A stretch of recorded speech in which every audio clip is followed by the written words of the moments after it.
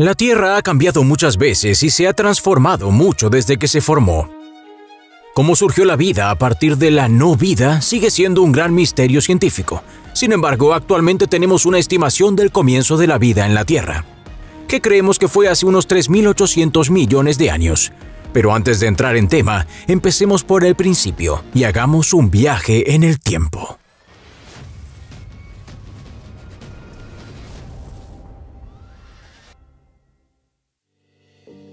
La Tierra no siempre existió y no siempre fue hospitalaria para la vida. Hace aproximadamente 4.600 millones de años, nuestro sistema solar era solo una nube de polvo y gas conocida como nebulosa solar. Y hace unos 4.500 millones de años, el sistema solar se asentó en su disposición actual.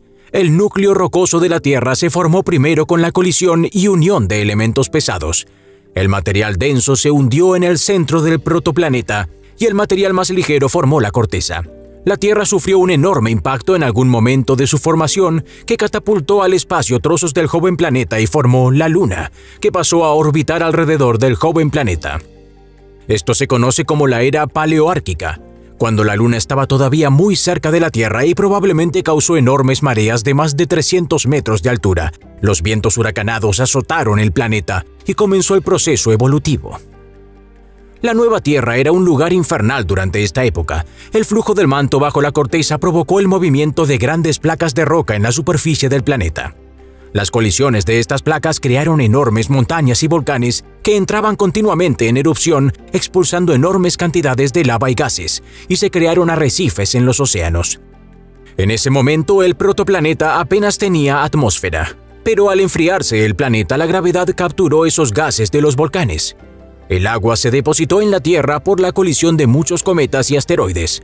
Otra clave para que surja la vida en nuestro planeta, aparte del agua, es la posición en la que se encuentra con respecto a su estrella, el Sol. La Tierra se encuentra en lo que se denomina la zona Ricitos de Oro, que la sitúa lo suficientemente cerca del Sol como para permitir la existencia de agua líquida en su superficie. Antes de que la vida comenzara o tuviera una oportunidad en la Tierra, la radiación de nuestra estrella era la principal fuente de energía en nuestro planeta, al igual que hoy. La Tierra primitiva tenía muy poco oxígeno, si es que tenía alguno, y se teoriza que la energía solar proporcionó el impulso que transformó las moléculas orgánicas simples en otras más complejas, convirtiéndolas en los bloques de construcción de la biología y la vida. La vida se desarrolló probablemente en respiraderos alcalinos submarinos y se basó probablemente en el ácido ribonucleico, un ácido nucleico que está presente en todas las células vivas, en lugar del ácido desoxirribonucleico, una sustancia química orgánica que contiene información genética e instrucciones para la síntesis de proteínas. En algún momento de este tiempo, un ancestro común dio lugar a dos grupos principales de vida, las bacterias y las arqueas, aunque todavía no se sabe exactamente cómo ocurrió. Durante miles de millones de años evolucionaron diminutos microbios y organismos unicelulares y empezaron a alimentarse de metano hace unos 3.600 millones de años, y en la marca de los 3.000 millones de años se encontraron pruebas de la existencia de virus, aunque algunos sostienen que los virus podrían ser tan antiguos como la vida misma. En algún momento de la historia temprana de la Tierra, el planeta dio un giro hacia la habitabilidad cuando un grupo de microbios conocidos como cianobacterias evolucionó con la capacidad de convertir la luz y el agua en energía y liberó oxígeno en el proceso.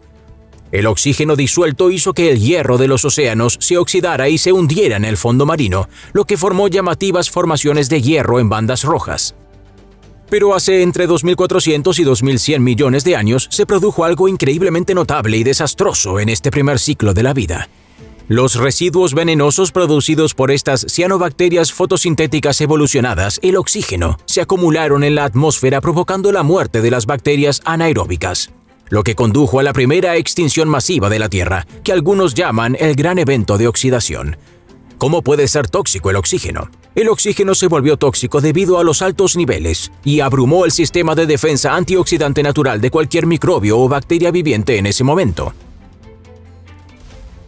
Básicamente, estas cianobacterias en forma de algas se comieron a sí mismas hasta morir y provocaron una extinción global. Pero lo peor estaba por llegar. Hace unos 2.300 millones de años, la Tierra se congeló como posible resultado del gran evento de oxidación y la actividad volcánica del planeta se ralentizó. Con el tiempo, el hielo se derritió, lo que provocó la liberación indirecta de más oxígeno a la atmósfera. Esto dio paso a la era neoproterozoica, en la que evolucionaron protozoos como el Paramecium, las amebas y el Melanocirilium.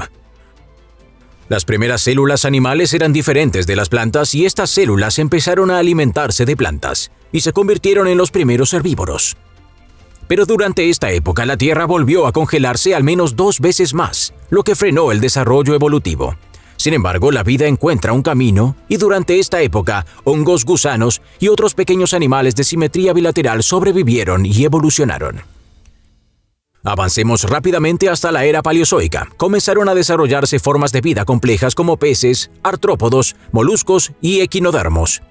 Las plantas empezaron a aparecer en la superficie de la Tierra y los animales que respiran aire empezaron a caminar, arrastrarse y deslizarse por la Tierra. Mientras tanto, los tiburones, los cangrejos de herradura y las estrellas de mar comenzaron a llenar los océanos. A principios del período devónico, los insectos empezaron a tomar forma y los helechos eran las plantas terrestre común. Un pez prehistórico sin mandíbula y con armadura ósea llamado Cephalaspis, y los cangrejos, los grandes tiburones, los mixines y los Uranorhoscopus evolucionaron. Esto dio paso al período carbonífero, en el que se pensaba que el clima de la Tierra era tropical con pocos cambios durante las estaciones, y dio lugar a una nueva oleada de extrañas criaturas. Las plantas cubrieron la Tierra durante esta época y los depósitos orgánicos de los restos vegetales formaron los primeros depósitos de carbón del mundo, que los humanos siguen quemando hoy en día. El crecimiento de estos bosques aumentó los niveles de oxígeno en la atmósfera, que alcanzaron un máximo del 35% frente al 21% actual. Esto podría explicar por sí solo el tamaño de los gigantescos bichos que surgieron. Es posible que algunos animales e insectos se desarrollaran en el agua y se hicieran más grandes como forma de protección ante los altos niveles de oxígeno de la época. Uno de ellos eran los insectos gigantes llamados Meganeuropsis, que se parecen mucho a las libélulas actuales.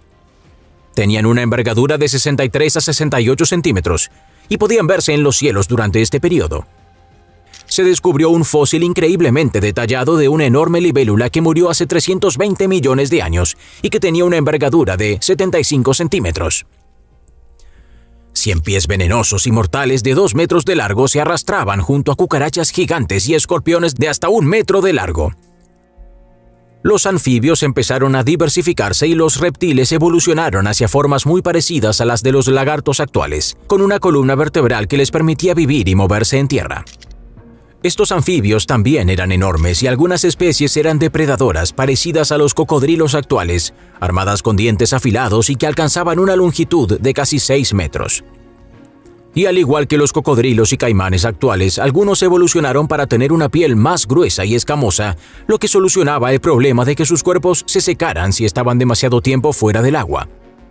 Y por primera vez, los anfibios evolucionaron para poner huevos amnióticos o respiratorios en tierra, lo que cambió todo, ya que estos animales podían vivir fuera y lejos de las fuentes de agua. El período carbonífero dio paso al período pérmico, que comenzó hace aproximadamente 300 millones de años, justo 50 millones de años antes de los dinosaurios. Durante este período, todos los continentes existían como una gran masa de tierra llamada Pangea. Los primeros grandes animales herbívoros y carnívoros evolucionaron durante esta época. Algunas de estas criaturas podrían confundirse con dinosaurios, pero en realidad estaban más relacionados con los mamíferos y los reptiles. Una de estas extrañas criaturas era el Diclocerapsis. Se parecía un poco a una salamandra que medía alrededor de 1 metro de largo, pero su cabeza tenía forma de boomerang. Otro reptil nuevo en el planeta era el emblemático Dimetrodon, que alcanzaba unos 5 metros de longitud y tenía una gran vela en la espalda, que probablemente utilizaba para regular su temperatura corporal. Durante el período pérmico, los mamíferos aumentaron su dominio. Las más grandes eran criaturas clasificadas como Gorgonopsios, que eran una clase de animales gigantes parecidos a los osos, que tenían diferentes dientes especializados para diferentes funciones. Estos animales podían ser herbívoros o carnívoros y variaban en tamaño desde menos de 1 kilo hasta más de 1 tonelada. Un grupo de estas criaturas era conocido como Quinodonts.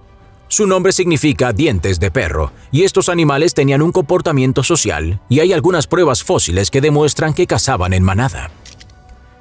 En los océanos, los peces con esqueletos óseos reales evolucionaron. Los tiburones y las rayas florecieron, así como las esponjas y los corales. En tierra, los insectos evolucionaron con piezas bucales adaptadas que les permitían perforar y chupar. Pero hace unos 252 millones de años la era pérmica llegó a un abrupto final por un cataclismo que causó una extinción masiva. En 2001 los científicos hicieron un descubrimiento escalofriante. Un enorme cometa o asteroide similar al que acabó con los dinosaurios acabó con los gigantescos reptiles predecesores 200 millones de años antes. Pero ¿cómo han llegado los científicos a esta conclusión? Se encontraron moléculas de gas helio y argón encerradas en carbón en altas proporciones que solo podían proceder del espacio. Se calcula que el asteroide o cometa tenía un diámetro de entre 6 y 12 kilómetros. Los investigadores afirman que el impacto habría liberado una energía 1 millón de veces superior a la del mayor terremoto del siglo pasado. Aparte de este descubrimiento, existen pruebas de que la actual Siberia y China experimentaron erupciones volcánicas a una escala inimaginablemente masiva. Y esas erupciones crearon nubes de polvo y ceniza que bloquearon la luz solar. Y no solo eso, sino que durante más de 1 millón de años, 3 millones de kilómetros cúbicos de lava salieron del suelo, cubriendo todo el planeta con una capa de 10 metros de espesor. El impacto del asteroide combinado con la actividad volcánica fue la proverbial explosión de una escopeta de doble cañón. La Tierra era, una vez más, un lugar muy infeliz. La combinación de estos dos acontecimientos dio lugar a lo que se denomina la Gran Mortandad. El 90% de todos los animales marinos y el 70% de todos los animales terrestres que estaban vivos durante este tiempo perecieron.